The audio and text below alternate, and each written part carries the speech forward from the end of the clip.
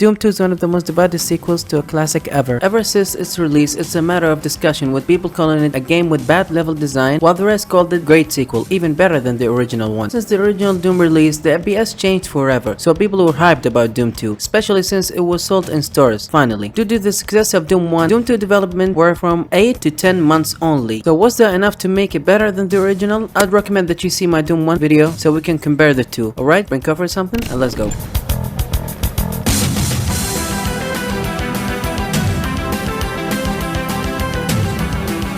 Doom 2 takes it by the books, which is don't innovate much, just make everything better, and I mean everything. Now, playing it by the books isn't always a bad thing. In fact, sometimes it can be helpful and be better than the original product, like Assassin's Creed Brotherhood or Battlefield 4 for me. Sure, it can be draining sometimes and lack innovation, but as for Episode 1, that's not the case. Combat and design have extended and widened quite well, and that couldn't been done without building on the original product.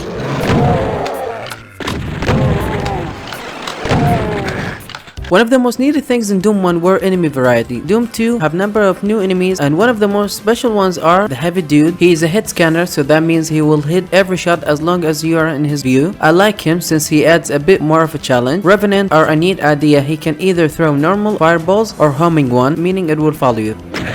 He is a cool addition, but sometimes it felt unfair to put him in a place crowded with enemies. Mancubus or Mr. Fat is one of the best ones. He throws 2 fireballs, which can be very highly damaged if you're not careful. I saved the last 2 for the last because they are very dangerous. Archviles are some of the deadliest enemies in any game, because he can tank your health with locking on into you. Your only hope is break out of his sight before he completes his attack. I like him when he's near, but I hate it when the game sometimes give him cover, as if he's not already hits like Mike Tyson. Lastly, and the worst one, is Pain Elementals. My god, do I hate these. He basically spawns Lost Souls or the Fire Skulls, which is one of the most annoying enemies, like every 7 seconds or so. And when it dies, it spawns 2 extra Lost Souls with charging attacks, and even himself can damage you. I like the idea if it was a bit toned down, but as for the application, easily the worst enemy in this game and the previous one. Now, encountering these enemies unfortunately can be done in only one new gun, and that is the Super Shotgun. As for the gun itself, it's great and reliable, and perhaps my most used gun in this game. But having no new guns? Why? So that's it about the enemies and the new guns. So to the important question, how is the combat? Excellent, even better than the original one. Having higher count of enemies and have a few new ones like the hit scanners made me think 100 times before picking my fights. And it is satisfying as hell once you get used to it. Well, you have to get used to it, otherwise you're dead.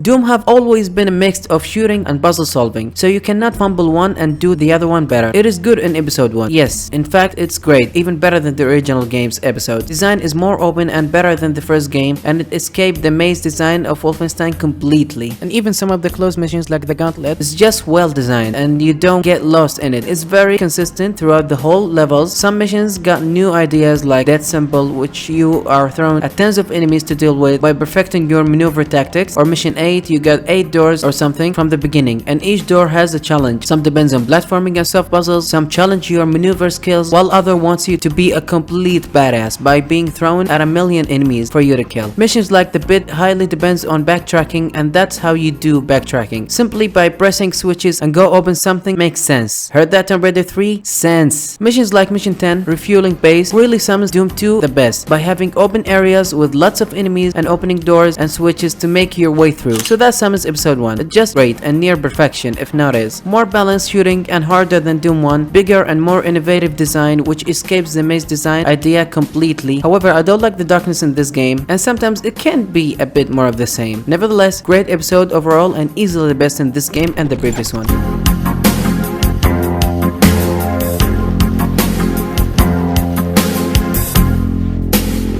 Episode 2 and 3 is different than episode 1. As for 2, the game tries its luck with more open cities, and as for 3, the game tries something familiar, and that is hell. Well, the quality overall here drops harder than a 500 pounds guy in a swimming pool, but stays fun overall. Let me explain.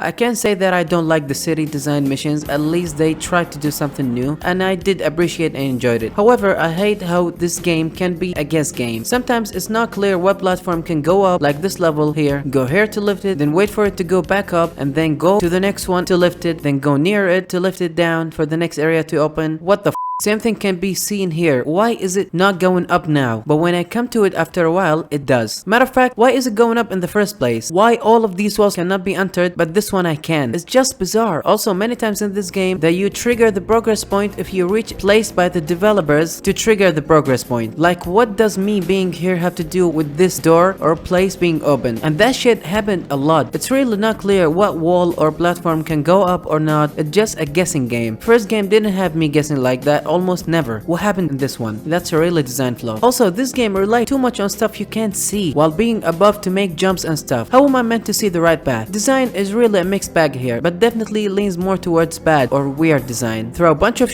on the wall and see what sticks. Missions like the Citadel have some of the better designed areas, and there are some of the early city levels that can be enjoyed. Stuff like the Chasm are really to be admired to how fun it can be played with this whole ledge running. Like, I know it's not the best designed out there, but my god is it nice, and the game filled with design like this to fresh things up. Well, it comes with a fair share of bullshit, of course.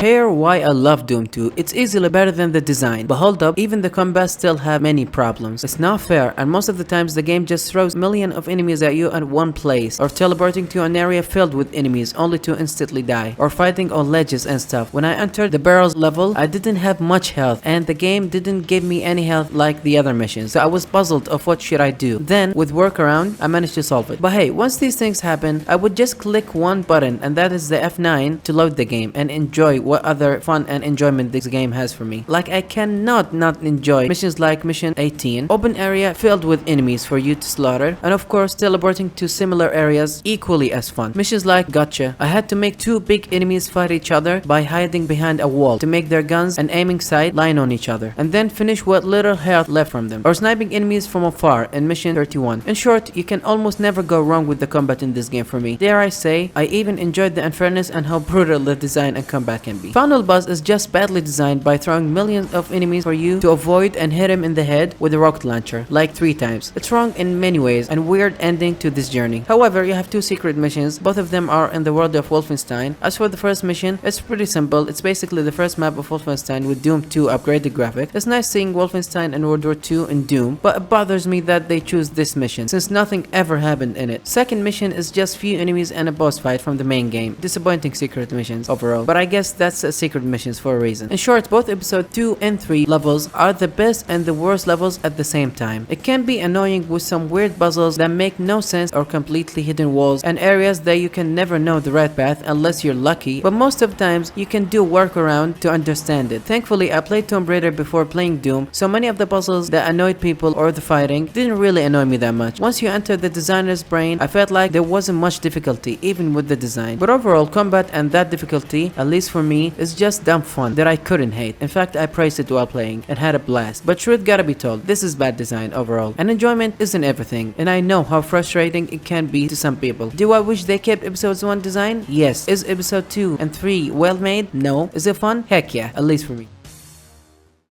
I genuinely feel puzzled towards this game. It's just sad how little time they had, because this is easily could have cleared the original and wipes the floor with it if it kept the design of episode 1. In so many ways, Doom 2 and Tomb Raider 2 are similar in a way. Original game makes too much money, therefore make a sequel fast. Both of these games were developed in a short time, 8 to 10 months for Doom 2, 6 to 8 months for Tomb Raider 2. Both are much harder than the original one. Both games, when they reach their highest points, cleans the original product, but have very low points that just take it down a lot. And both games were criticized for being more of the same. Now, as for enjoyment, I definitely enjoyed this one better than the original one and had a great time with it, no problem. But just saying this is better than the original is just wrong in my opinion. Very wrong. If you're going into it, lower your expectations and maybe give it a try if you are patient like me. Otherwise, leave it. This game took me 6 hours and 47 minutes to finish. That is almost 1 hour longer than Doom 1, most of which were very fun but badly designed in episode 2 and 3. So that's it. Thank you very much for watching. If you have enjoyed this one, check Doom 1 video and take care.